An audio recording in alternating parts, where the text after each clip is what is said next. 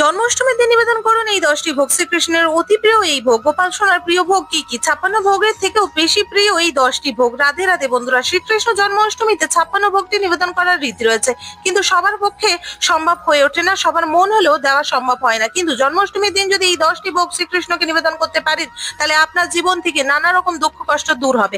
সর্বপ্রথম তালিকায় রয়েছে মাখন ও মিশ্রি। অতি প্রিয় এই মাখন মিশ্রি। মাখন মিশ্রি ছাড়া বিশেষ করে গোপালের পূজা অসম্পূর্ণ। দ্বিতীয়তে রয়েছে রসগোল্লা ও জিলাপি, যেটা লাড্ডু গোপালের অতি প্রিয়।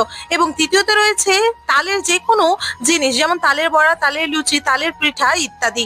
এছাড়া চতুর্থে রয়েছে বিশেষ করে পায়েস। পায়েস জন্মাষ্টমীতে লাড্ডু গোপালকে অবশ্যই নিবেদন করুন।